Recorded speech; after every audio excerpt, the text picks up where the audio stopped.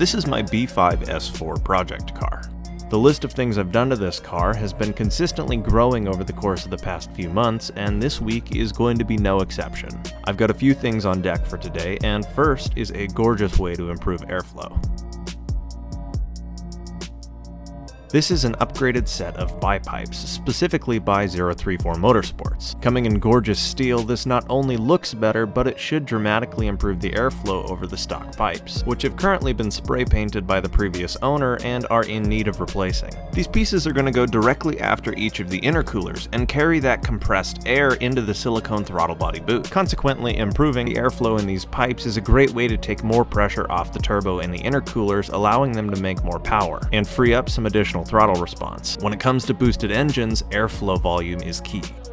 In the heyday of this car being a platform, there were a number of companies that actually made BiPipes. Unfortunately, those days are long gone and those companies have moved on to other platforms. So there weren't really that many options for BiPipes for this car. I wasn't able to source an aftermarket APR, which would have been my first choice, so I decided to continue with this car's current trend and just use 034 Motorsports. The reason someone would prefer an APR BiPipe is because it eliminates the throttle body boot and uses an O-ring gasket and a single pipe to replace all three of these pieces. From an airflow standpoint, both offer substantial upgrades over the stock pipes, so the ones I got will be a great upgrade. The passenger side is really simple, as there are two hose clamps on each side and one connected to the diverter valve. Here's one of the 034 Motorsports pieces, and you'll notice that it has a little bung with a plug in it. This is a future-proofing feature, and it makes it really easy to install a water meth injection kit to help cool your car. I don't have that currently, so I'm going to keep this closed. But it's really cool that it's here for the future if I choose to run it. The kit also comes with new silicone to attach to the bottom of the diverter valves. Here I'm just tightening this hose clamp enough so that I can hold it in place. I'm going to refrain from tightening this fully until I have the system in the car sitting as I want it so that I can still adjust it. On the passenger side, installing the new 034 BiPipe is just as simple as it was removing the original. Unlike the driver side where there's the radiator fan, you don't really have to worry about positioning this one in any specific way. All you have to worry about on this side is tightening the hose clamps enough. These pipes have bead rolled edges. This makes it a little hard to get into the silicone hole initially, but once you do, it'll be there for good. Bead rolled edges dramatically increase the pressure that your pipes can hold without blowing off from excess boost. Here's where things get a little bit interesting. The driver's side comes off just as easily as the passenger side, but installation is nowhere near as easy. I was having trouble with it hitting the radiator fan at its resting position, and that's not good. At this point, I was a little worried that this kit wouldn't actually clear the radiator fan and that I would need to trim it to actually run the piece. This was a problem I decided to tackle again the next day with a fresh head. Here's what the steel piece looks like next to the one that came in the car. I honestly really like the raw steel look, and it makes the bay look a lot cleaner since there's a little bit less red going on. I definitely like the red as an accent color, but I think there was just a little bit too much. This really helps. Here are the two pieces outside of the car, and you'll notice right away how differently they are from a construction standpoint. They follow the same general layout, but the stock piece compresses down into a rectangle partway down. Cross-section volume of a pipe affects airflow more than the actual shape, so I don't know what effect this has. All I know for certain is that the 034 BiPipes benchmarked at a much higher flow rate than the stock piece. I was under the impression that we actually needed to cut the fan a little bit, but apparently we don't according to the install guide, so I'm gonna try it one more time, and if not, I'm gonna go back to the stock ones until I can get materials to cut the fan up. The install guide claimed you need to put a little bit of tension in the lower intercooler piping as you're installing the BiPipe. The goal is to keep this pipe as close as physically possible to the timing cover so that it's as far as possible from the radiator fan. 034 claims that they tested this on a number of S4s and 2.7 engines and that it fit without problem, so I'm really hoping it does. I installed this a little bit different from their instructions, but it actually worked flawlessly. I alternated in tightening and loosening the upper and lower sections of the pipe.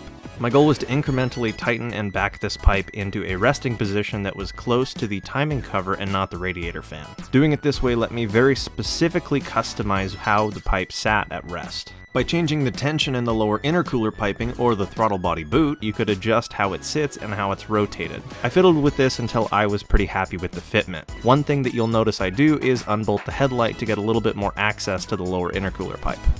If you're installing this on your car, it may seem initially like this won't fit without you having to cut the radiator fan, but I promise you it will if you spend a little bit more time adjusting it. Once the pipe was sitting how I wanted it, I reinstalled the diverter valve, and then went through and did a final tightening on all of the hose clamps in the system.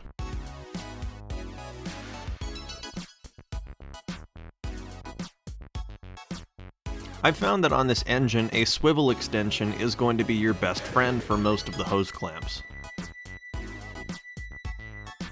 Here you can see the new BiPipe installed and clearing the radiator fan. It's very close, but it clears it. This is the final look of these steel BiPipes, and I am completely in love with how it changes the engine bay. I'm starting to get a feel for how I want this engine bay to look when I'm all done with this project, and I think we're slowly working towards that. I've got a vision for it, and we're slowly on our way.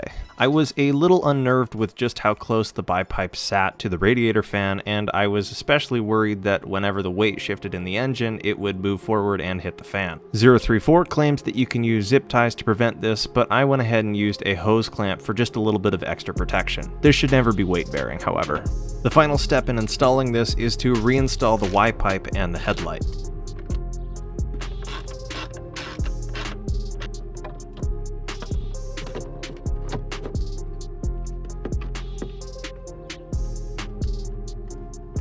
I just replaced a lot of stuff in the boost system of the car, so whenever you do that, you always want to pressure test the system to make sure you didn't accidentally cause any new vacuum leaks. I went over this in detail a few videos ago, but what we're doing in essence is 3 things. Hooking up the pressure tester to the inlet and blocking off the PCV system, taking off the oil cap, and then pressurizing the system with an air compressor. The first one I found was on this little rubber tube coming off the intake manifold. It looks like the rubber on this hose was so old that the hose clamp cut a hole in it as it was being tightened. As a general rule of thumb, when a hose is this small, you can get away with a zip tie as opposed to an actual hose clamp. Thankfully, there was more than enough hose for me to cut above the leak and refasten it with a zip tie. Once the hose clamp was fitted, I reassembled the Y-pipe and tested again at a higher PSI. My car's tuned at 20 PSI, and my process is to slowly increase the boost with every sequential test, finding vacuum leaks along the way. The next leak was a little bit different, and we found it around 17 PSI. Air was coming from the diverter valve. We got rid of a bunch of more vacuum leaks in the S4. Looks like one of the only minor leaks remaining is actually in the O-rings of our diverter valves, so we're going to order a rebuild kit for both of the billet 034 ones that we have on the car. Should be good to get the car to drive home though.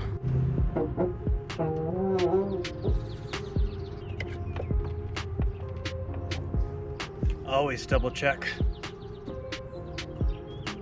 Like I mentioned, the only air leak I felt was air coming out of the diverter valves. I bought this car from the previous owner with aftermarket diverter valves already installed, and the hallmark of aftermarket metal diverter valves is that they're rebuildable. These are the kits that you can order to fix them, and it's a lot cheaper than replacing the entire unit.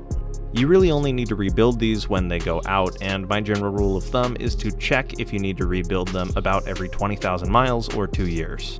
I'm going to show you my process of how I check diverter valves for O-rings that need to be replaced. We'll also talk about how a diverter valve is actually built and works mechanically, which is pretty cool. Obviously, the first step in checking the O-rings of your diverter valves is to remove them from the car, and on the 2.7, it's a piece of cake. You've seen me do it almost every episode.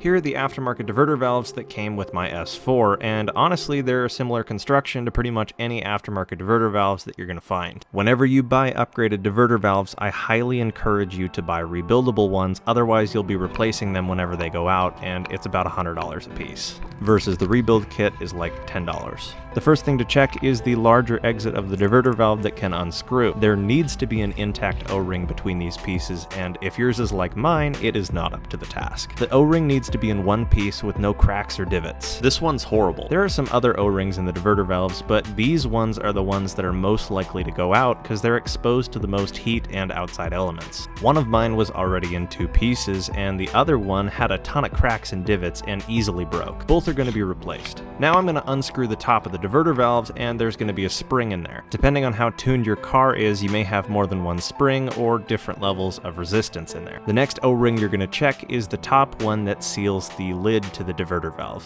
From my experience, it's pretty uncommon for this one to go out, but you want to check for any sort of wear or imperfection.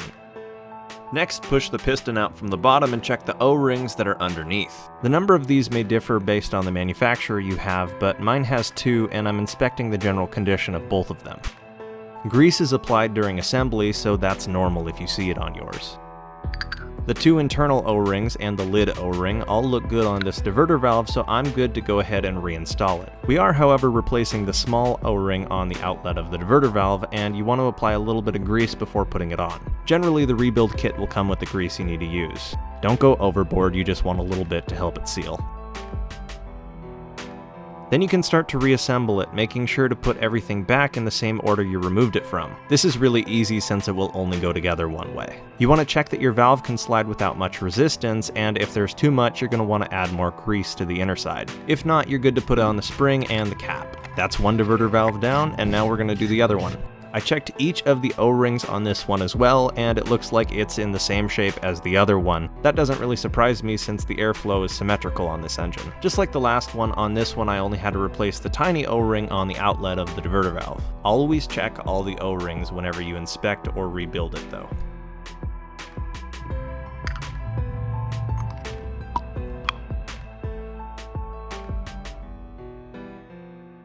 Here's what a new O-ring looks like next to the old ones. Unless you get in the habit of checking these regularly, this can be one of the most hidden vacuum leaks on your entire car. It's something I highly encourage you to go do. And on the off chance you have to fix something, it's really cheap.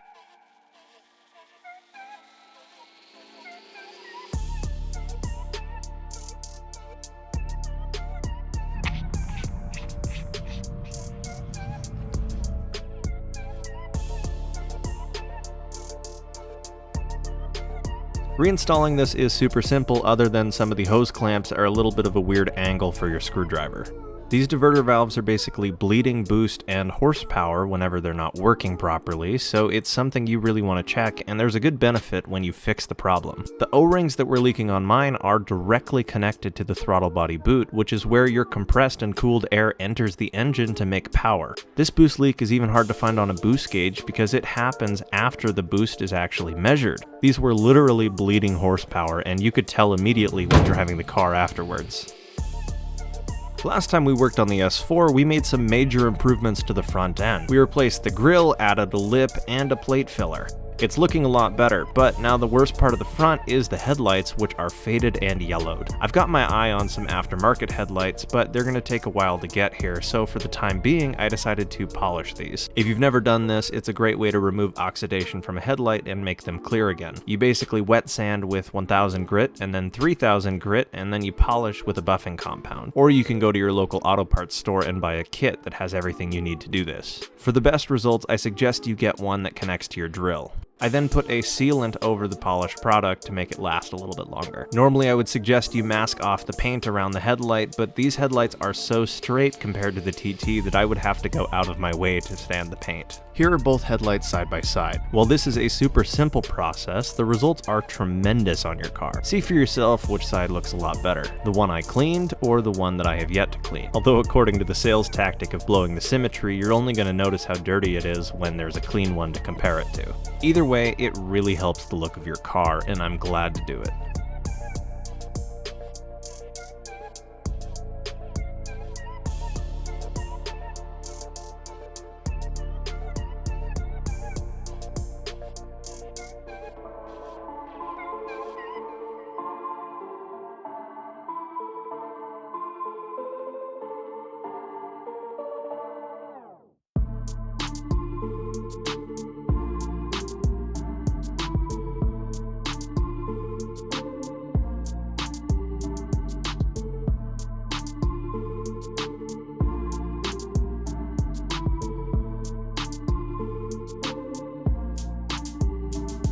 We got a lot done today, and honestly we set the car up for some fantastic results tuning on higher octanes in the next episode. We've eliminated almost every vacuum leak on this car, and it will successfully hold the right pressure.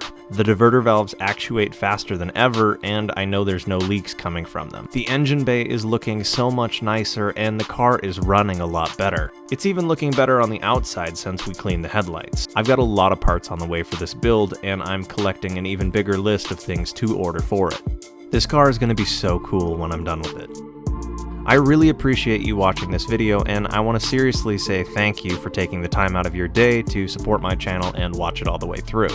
Thank you for watching. I'm gonna have project cars the rest of my life, and I'm gonna be documenting them all here. If that sounds interesting to you, or you liked the video and learned something, consider dropping a like and subscribing for more. Once again, thank you so very much. Have a wonderful day.